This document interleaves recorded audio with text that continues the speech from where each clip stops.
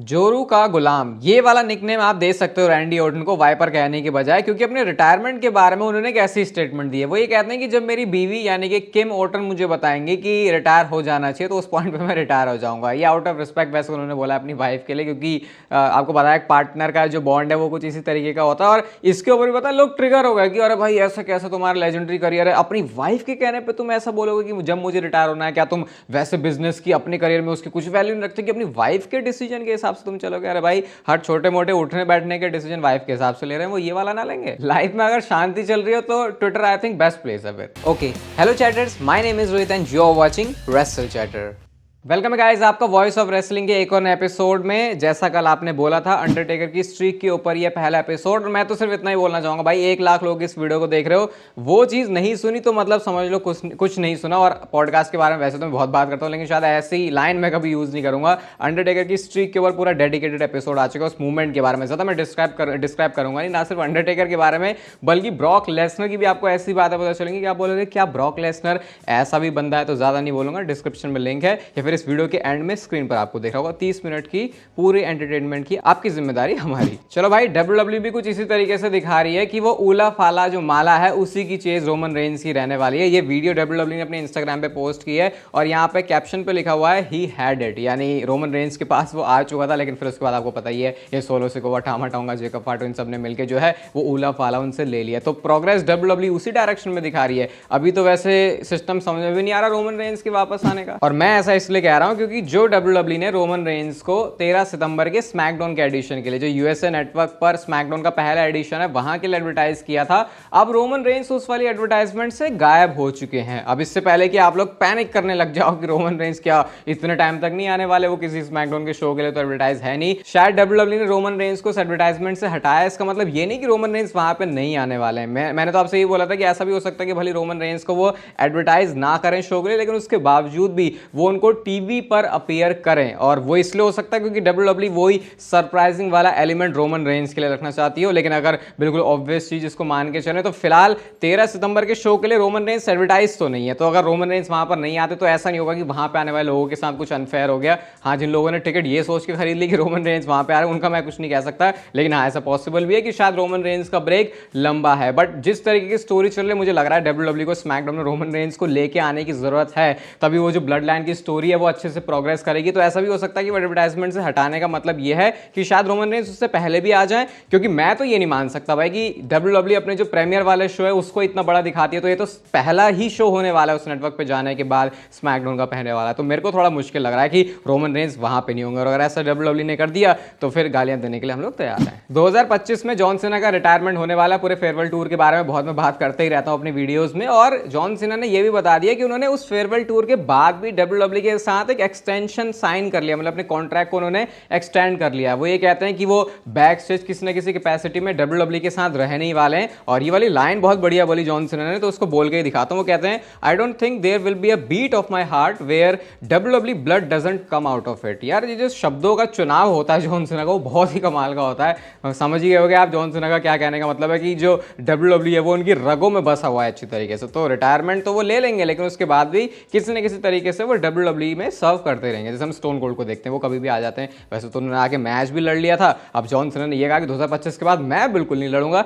लेकिन इस बात के ऊपर जैसे मैं कहता हूं हमेशा मुझे तो डाउट होता है थोड़ा सा। चलो बात थोड़ी और आगे बढ़ाते हैं जॉन सीना के फेयरवेल टूर की। तो हम सबको पता है कि अगर एक बार और वर्ल्ड चैंपियनशिप जॉन सीना के पास आ जाती है तो वो बन जाएंगे 17 टाइम वर्ल्ड चैंपियन। तो सीधा सवाल ही जॉन सीना से पूछ लिया, तो उन्होंने ये कहा कि भाई देखो ठीक है, मेरे पास मेरा मौका रहा है, 2018 से मैं पार्ट टाइमर रहा हूं, और जब से मैं पार्ट टाइमर रहा हूं मैं मैचेस तो जीत नहीं पा रहा हूं अपने सिंगल्स वाले। तो इससे पहले कि मैं इस बात के ऊपर फोकस करूं कि मुझे 17वीं बार टाइटल जीतना है या मुझे दोबारा से वर्ल्ड चैंपियन बनना है, मेरा पहला फोकस रहेगा कि अपना जो विन रिकॉर्ड है उसको मैं थोड़ा सा अपडेट करूं, उससे थोड़ा सा अच्छा करूं, उसके बाद मैं फिर किसी दूसरी चीज के ऊपर और फोकस कर सकता हूं। तो इससे शायद हमको यह समझ जाना चाहिए कि जनवरी में जब जॉन सीना का रिटायरमेंट टूर, ये फेयरवेल टूर शुरू होने वाला है, अगर उसके शुरुआती मैचेस जॉन सीना जीत रहे हैं, उनका रिकॉर्ड बढ़िया हो रहा है, कुछ ऐसी स्टोरी लाइन हो रही है, तो फिर शायद उनका जो अगला कदम है अब वो वर्ल्ड वर्ल्ड चैंपियनशिप के ऊपर ही आ रहा है। और मैं तो कह रहा हूँ भाई, अगर WWE ने इस चीज़ को मिस किया कि वो 17वीं बार चैंपियन नहीं बनाते जॉन सीना को इस फेयरवेल टूर में, तो मैं मान जाऊँगा भाई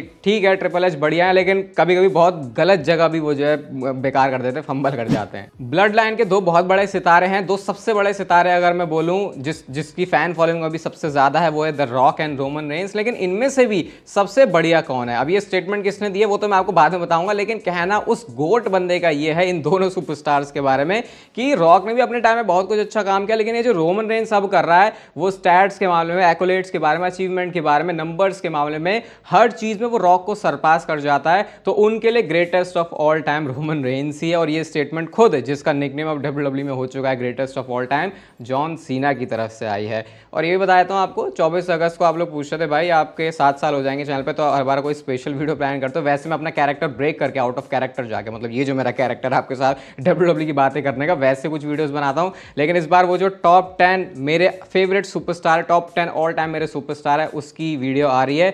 तो 1 से 10 तक वो पूरी लिस्ट होगी, और जो 1 पर है वो सबसे फेवरेट, और जो 10 पे है, मतलब इस हिसाब से समझ जाओ क्या होता है उसका हमेशा ऑर्डर। तो 24 अगस्त को ये वीडियो आएगी, अभी से बता दिया मैंने आपको।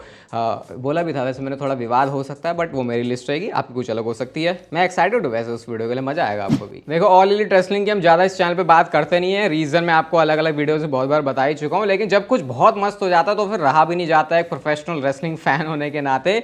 तो स्केपगोट जो कि जैक पेरी का नेम है, मैंने कल आपको बताया था वो नई बेल्ट लेके आ गया। भाई ये उन्होंने क्या किया, ये सेगमेंट मैंने मिस कर दिया था, बाद में जाके मैंने इसको देखा कि लिटरली उनका ऑल इन में मैच होने वाला डार्बी एलन के साथ, जो कि कॉफिन वाला होगा, तो वो बॉडी बैग लेके आते हैं वही डार्बी वाला, और उसके अंदर उन्होंने इस रेसलर को पूरा पैक कर दिया अंदर। और वो बेल्ट, वो जो नई बेल्ट लाए थे, वो ऐसे नहीं था कि बस उन्होंने ले आए, वो पहले उन्होंने पुरानी वाली बेल्ट को उसके साथ बिल्कुल ऐसे ट्रैश की तरह डंप कर दिया उस रेसलर के को बैग में डाल के, एंड देन वो उस नई बेल्ट को रिवील करते हैं। जैक पेरी का कैरेक्टर भाई बहुत सही चल रहा है। एक तरफ मैं मतलब ये दोनों वही बंदे हैं, सीएम पंक और जैक पेरी, जो आपस में लड़े थे, और डॉक्यूमेंट्री वाली वीडियो मैंने आपको अच्छे से बताया। लेकिन जैक पेरी ने भी इतना ज्यादा क्रिटिसिज्म होने के बाद भी अपने आप को बहुत अच्छी तरीके से पॉलिश किया है। और ऑल इन का शो आई थिंक मैं देखने वाला हूं पूरा बैठ के, क्योंकि मुझे बहुत रीजन मिले हैं। जैसे ब्रायन डैनियल्सन ने भी आज डायनामाइट में जो प्रोमो कट किया, भाई I am the best effing wrestler करके उन्होंने बोल दिया। कहते हैं बाकी सारे लोगों का कैच फ्रेज होगा, ये एक तरीके से शॉर्ट था सीएम पंक के ऊपर कि वो बेस्ट इन द वर्ल्ड बोलते हैं, लेकिन एक्चुअल में वो चीज मैं हूं। और यस चैंट भी हमको देखने को मिले भाई, ये WWE के टाइम में हम पहले देखा करते थे, आज जब वो खुद ही ऑडियंस से पूछते हैं क्या वो स्वर्व को हरा सकते हैं, जो कि करियर वर्सेस टाइटल मैच होने वाला है। तो ऑल इन में भाई बहुत सारे ऐसी चीजें हैं जिसके लिए लगता है मुझे ट्यून करना चाहिए। किसी कैपेसिटी में आपके लिए मैं रिव्यू भी लेके आ जाऊंगा, आई थिंक डेडिकेटेड तो नहीं होगा, लेकिन बता दूंगा मैं जो मस्त मस्त चीज होंगी। तो ऑल इन लग रहा है भाई पिछले साल के ड्रामे के बाद इस साल उस ड्रामे से आगे निकल के कुछ बढ़िया प्रोडक्ट दे रहा है। क्या क्रिस जेरिको भाई साहब अब रिटायर हो जाएंगे? तो भाई आपको पता है रिसेंटली जो फैंस है वो पूरे टर्न हो चुके हैं क्रिस जेरिको के ऊपर। कुछ रिसेंट में हमने उनके बारे में बातें भी सुनी थी जो कि सुनने में तो बिल्कुल भी अच्छी नहीं लगी, और फिर उसके बाद जो फैंस है वो नेगेटिव ही हो गए जेरिको को लेकर, और वो प्लीज रिटायर के चैंट करते हैं जेरिको के लिए। तो इसका जवाब दिया जेरिको ने कि क्या वो सच में फैंस की बात सुनकर रिटायर हो रहे हैं। भाई बहुत ही सैवेज जवाब था। वो कहते हैं कि भाई मेरे अभी भी 6 पैक एब्स हैं, मैं मून सॉल्ट मार सकता हूं, तो मुझे कोई रीजन नहीं लगता कि मैं क्यों रिटायर हूं, स्पेशली लोगों की बात सुन के। जब उनका मूड करेगा वो रिटायर हो जाएंगे, लेकिन अभी क्रिस जेरिको का रिटायर होने का तो ऐसा कोई भी खास प्लान है नहीं। ये पुराने वाले हील कैरेक्टर की भी मुझे याद दिला रहा है जेरिको की, जो 2008 का था। मतलब उस टाइम पे जो जेरिको था वो कुछ अलग ही था। आज थोड़ा सा बूढ़े हो गए, लेकिन वो अपने अंदर का जो एटीट्यूड है वो तो अभी वैसे ही मेंटेन है भाई। अभी WWE के इस क्वार्टर के लिए वो दो कौन से सुपरस्टार रहे हैं जो कि सबसे ज्यादा व्यूअरशिप लेके आए हैं? तो ये दो नाम है Roman Reigns and CM Punk के। सीएम पंक ऑब्वियसली रॉ के लिए और रोमन रेंस स्मैकडाउन के लिए। तो ये दो नाम है जो कि अभी लिस्ट में सबसे ऊपर आते हैं। ऑब्वियसली रोमन रेंस तो वापस आए इस वजह से वो नंबर में है, और सीएम पंक तो ऑल टाइम आपको पता ही है ऐसा ही कुछ करते हैं। अब बहुत सारे लोग उसमें ढूंढ रहे हैं कि भाई कोडी रोड्स का नेम कहां पर है। अब मतलब क्या ही बोले यार, उनकी चैंपियनशिप की स्टोरी लाइन ही वैसी चल रही है, तो वैसे इतना कुछ एक्सपेक्ट भी नहीं कर सकते। होपफुली जल्दी से WWE कुछ मामला गर्म करे भाई। रैंडी ऑर्टन कुछ करो तुम जरा कोडी रोड्स के साथ, ताकि मजा आए फिर क्या चल रहा है उस अनडिस्प्यूटेड चैंपियनशिप के प्रोग्राम में उसको देखने के लिए। थोड़ा सा अपने इमोशंस को कंट्रोल करना। मैं एंगर वाले इमोशंस की बात कर रहा हूं। जब मैं मर्सिडीज मोने की बात करता हूं या फिर साशा बैंक्स की बात करता हूं, तो उन्होंने ये स्टेटमेंट दिया यार, मतलब एक सही लगता है कि बंदा अपने कैरेक्टर में रह के, जैसे सीएम पंक कहते हैं वो बेस्ट इन द वर्ल्ड है, तो वो किसी के भी सामने जाके बोलते हो पता चलता है वो कैरेक्टर में। लेकिन अगर आप उनको रियल लाइफ में देखो कि भाई बंदा बहुत हम्बल है, दूसरों को अप्रिशिएट भी करता है। लेकिन मर्सिडीज मोने का ये कहना है कि रेसलमेनिया 39 में वो आने वाली थी,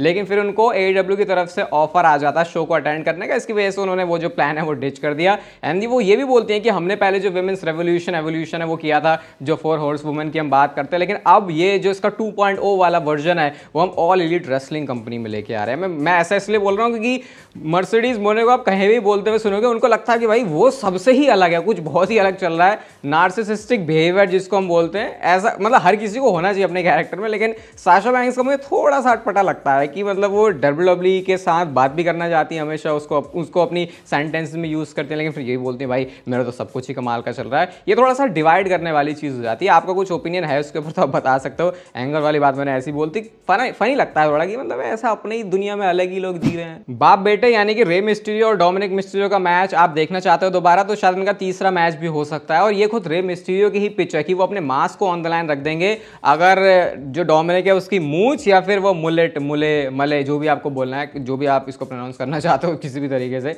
तो ये ऐसी स्टिपुलेशन के साथ मैच को कर सकते हैं। मुझे लगता है वैसे एक मैच और हो जाए तो मजा आ जाए, क्योंकि डोमिनिक मिस्टीरियो का साल दर साल जो कैरेक्टर है वो इतना इवॉल्व हो रहा है कि लग रहा है अब इस वाले डोमिनिक को अगर इसके बाप से लड़वा दें तो कैसे होगा। और ऐसा भी नहीं हुआ है कि जो अपर हैंड है वो डोमिनिक मिस्टीरियो को ही मिला है, वो तो बढ़िया हुआ लिव मॉर्गन आ गए, उस वजह से उनको मैच भी जीतने का मौका मिल गया। तो क्या आप इंटरेस्टेड हो वैसे कि एक बार और फिर से डोमिनिक और रे आए? जैसे केविन ओवंस और सैमी ज़ेन है, कितनी बार भी देख लो मजा आता है। आई थिंक डोमिनिक और रे भी कुछ ऐसा ही बिल्ड कर चुके हैं अपनी स्टोरी लाइन की वजह से। सोलो सिकोवा रोमन रेंस के साथ आने वाले हैं फिर से। आपको लग रहा होगा भाई ये मैं क्या बोल रहा हूँ, तो स्मैकडाउन में जो बैक से हमने सेगमेंट देखा था जहां पे ऊला फाला माला होती है सोलो सिकोवा के पास, और वो ये कहते हैं कि अगर ये वाली माला रोमन रेंस के पास, मतलब ऊला फाला फिर से रोमन रेंस के पास पहुंच गई तो तू भी रोमन रेंस को एक्नॉलेज करेगा, मैं भी रोमन रेंस को एक्नॉलेज करूंगा। तो यहां से शायद WWE ने ऑलरेडी एक लॉन्ग टर्म स्टोरी की शुरुआत कर दी है कि इवेंचुअली जाके फिर से सोलो सिकोवा रोमन रेंस के साथ जाके मिल जाएंगे, क्योंकि हमको पता है रोमन रेंस के पास वो ऊला फाला वाली जो माला है वो आज नहीं तो कल तो आने ही वाली है, और जब वो माला उनके पास पहुंच जाएगी तो कोई ऑप्शन नहीं होगा सोलो सिकोवा के पास रोमन रेंस को एक्नॉलेज करने के अलावा। और रोमन रेंस को एक्नॉलेज करने का मतलब तुम अब उसके साथ हो चुके हो, और सोलो सिकोवा जो भी अगेंस्ट चल रहे रोमन रेंस के वो उनके साथ ही आ जाएंगे। अब ये ऐसे नहीं देख सकते इसको कि भाई ये चीज अब स्टोरी लाइन में जस्ट अभी होने वाली है, WWE टाइम लेके शायद बहुत टाइम के बाद जब सब कुछ फिनिश हो जाएगा, डन हो जाएगा, शायद फिर से जो ब्लड लाइन है सोलो सिकोवा के साथ मिलके वो हमको दोबारा से दिख सकती है। अभी तो इमेजिन करना ही वैसे मुश्किल हो रहा है। ये अभी स्क्रीन पर आपको अंडरटेकर की स्ट्रीक वाला एपिसोड देख रहा होगा, क्लिक करके सुन लो। फिर से बोल रहा हूँ, ये नहीं देखा तो मतलब कुछ नहीं देखा। ये वीडियो गाइस अगर आपको अच्छी लगी तो लाइक कर देना, चैनल को सब्सक्राइब कर दो ऐसी और मस्त वीडियोस के लिए, और तब तक भी लेते रहो जिंदगी के मजे।